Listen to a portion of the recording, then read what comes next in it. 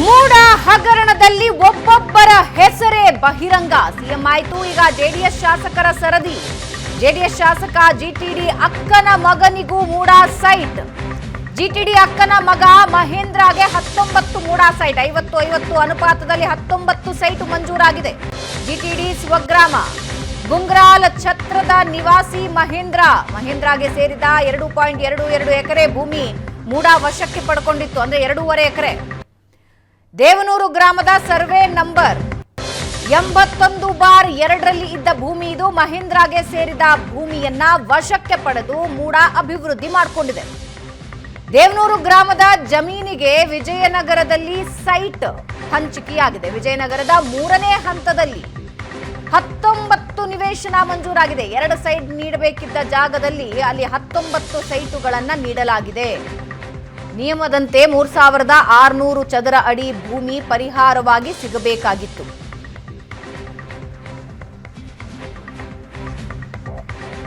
ಜಿಟಿಡಿ ಅಕ್ಕನ ಮಗ ಮಹೇಂದ್ರ ನಿಜವಾದ ಭೂಮಾಲೀಕ ಅಲ್ಲ.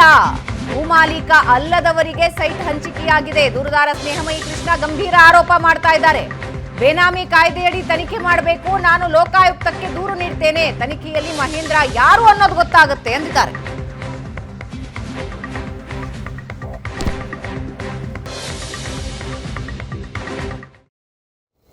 ಮೈಸೂರು ನಗರಾಭಿವೃದ್ಧಿ ಪ್ರಾಧಿಕಾರದಲ್ಲಿ 50-50 ನಿಯಮದಲ್ಲಿ ನಡೆದಿರ್ತಕ್ಕಂಥ ಬ್ರಹ್ಮಾಂಡ ಭ್ರಷ್ಟಾಚಾರ ಏನಿದೆ ಅದಕ್ಕೆ ಸಂಬಂಧಪಟ್ಟಂತೆ ಮತ್ತೊಂದು ದೊಡ್ಡ ತಿಮಿಂಗಿಲ ಈಗ ಹೊರಬಿದ್ದಿರ್ತಕ್ಕಂಥದ್ದು. ಇದು ಮತ್ತೊಬ್ಬ ರಾಜಕಾರಣಿಗೆ ಹೆಸರನ್ನು ತಳಕಾಕೊಳ್ಳುವಂಥ ನಿಟ್ಟಿನಲ್ಲಿ ಒಂದು ಪ್ರಕರಣ ಹೊರಬಂದಿದೆ. ಈ ಒಂದು ಪ್ರಕರಣಕ್ಕೆ ಸಂಬಂಧಪಟ್ಟಂತೆ ನಮ್ಮ ಜೊತೆ ಮಾತನಾಡಲಿಕ್ಕೆ ಏನು ಸಾಮಾಜಿಕ ಕಾರ್ಯಕರ್ತ ಆಗಿರ್ತಕ್ಕಂಥ ಸ್ನೇಹಮಯಿ ಕೃಷ್ಣ ಕೂಡ ಇದ್ದಾರೆ. ಶಾಸಕರಾಗಿರ್ತಕ್ಕಂಥ GT ದೇವೇಗೌಡವರ ಸ್ವಗ್ರಾಮ ಗುಂಗಾಲ್ ಛತ್ರ ಏನಿದೆ ಆ ಛತ್ರದ ಆ ಗ್ರಾಮದ ವ್ಯಕ್ತಿಯೊಬ್ಬರಿಗೆ ಸುಮಾರು ಈಗ 14ಕ್ಕೂ ಹೆಚ್ಚು ನಿವೇಶನಗಳನ್ನು ಕೊಟ್ಟಿರ್ತಕ್ಕಂಥದ್ದು ಸದ್ಯಕ್ಕೆ ಬೆಳಕಿಗೆ ಬರ್ತಾ ಇದೆ. ಇದರ ಸಂಬಂಧವಾಗಿ ಈಗ ಸ್ನೇಹಮಯಿ ಕೃಷ್ಣ ಅವರ ಮಾತಾಡ್ತೀನಿ. ಸರ್, ಇದು ಪ್ರಕರಣ ಏನು ಸರ್? ಇದು ಸರ್, ಏನು ಶಾಸಕ GT ದೇವೇಗೌಡರು ಇದ್ದಾರೆ, ಅವರ ಸಹೋದರಿಯ ಮಗ ಮಹೇಂದ್ರ ಅಂತ ಹೇಳಿದರೆ ಅವರ ಹೆಸರು ಕೂಡ 18 ನಿವೇಶನವನ್ನು ಕೊಟ್ಟಿರೋಂಥ 50-50 ರೂಪಾಯಿ ಕೊಟ್ಟಿರೋದು ಕಂಡು ಬಂದಿದೆ. ಆ ಒಂದು ನಿವೇಶನ ಪಡ್ಕೊಳ್ಳೋ ಸಂದರ್ಭದಲ್ಲಿ ಕೂಡ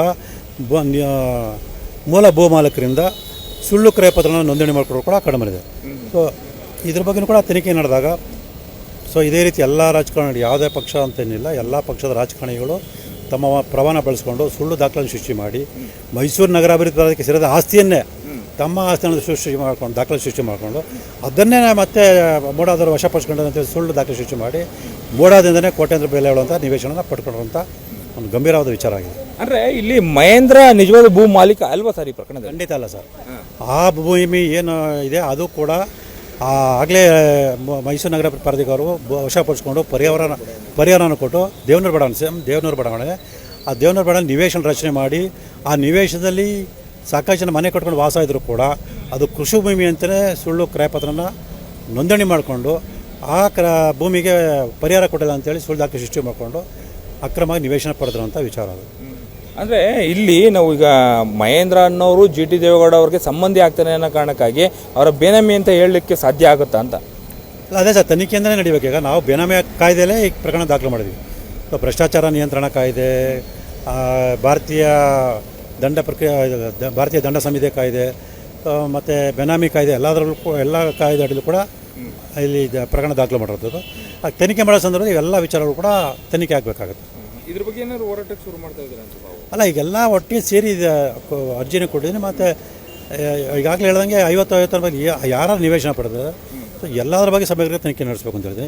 ಈ ಮನವಿ ಪತ್ರದಲ್ಲಿ ಈಗ ನಾನು ಮನವಿ ಮಾಡ್ಕೊಳ್ಳೋದು ಮತ್ತೊಂದು ಪ್ರಮುಖ ಅಂಶ ಅಂದರೆ ಈ ಲೋಕಾಯುಕ್ತ ಈಗೇನು ಸದ್ಯ ಏರಿದ್ದಾರೆ ಅವರಿಂದ ನಡೆಯೋಕ್ಕೆ ಸಾಧ್ಯ ಇಲ್ಲ. ಯಾಕಂದರೆ ಬ್ರಹ್ಮಾಂಡ ಭ್ರಷ್ಟಾಚಾರ ಸಾವಿರಾರು ನಿವೇಶನ ವಿಚಾರ ಆಗಿರೋದ್ರಿಂದ ಒಂದು 20 ಜನ DYSPಗಳನ್ನ ಬೇರೆ ಕಡೆಯಿಂದ ಕರೆಸ್ಕೊಂಡು ಅವರ ನೇತೃತ್ವದಲ್ಲಿ ಆ ಒಂದು ಸಮಿತಿಗಳನ್ನ ಒಂದು ತಂಡವನ್ನು ರಚನೆ ಮಾಡಿ ಸಮಗ್ರ ತನಿಖೆ ಮಾಡಿಸಿದ್ರೆ ಮನವಿ ಮಾಡ್ಕೊಂಡಿದ್ದೆ. ಯಾಕಂದರೆ ಒಬ್ಬ SP ಅಂದರೆ ಮತ್ತು ಇವರ ಸಿಬ್ಬಂದಿಗಳನ್ನೇ ಖಂಡಿತ ಮಾಡೋಕ್ಕೆ ಸಾಧ್ಯ ಇಲ್ಲ. ಹಾಗಾಗಿ 20 ಜನ DYSPಗಳನ್ನ ಕರೆಸ್ಕೊಂಡು ಬೇರೆ ಕಡೆಯಿಂದ ಕರೆಸ್ಕೊಂಡು ಅವರ ನೇತೃತ್ವದಲ್ಲಿ ತಂಡಗಳನ್ನು ರಚನೆ ಮಾಡಿ ಸಮಗ್ರ ತನಿಖೆ ಮಾಡಿಸಿ ಅಂತಲೇ ನಾನು ಮನವಿ ಮಾಡ್ಕೊಂಡಿದ್ದೆ.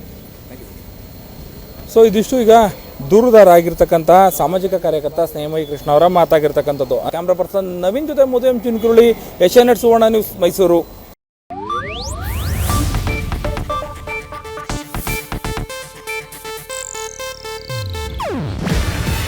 ಇದು ಏಷ್ಯಾನೆಟ್ ನ್ಯೂಸ್ ನೆಟ್ವರ್ಕ್ ಪ್ರಸ್ತುತಿ.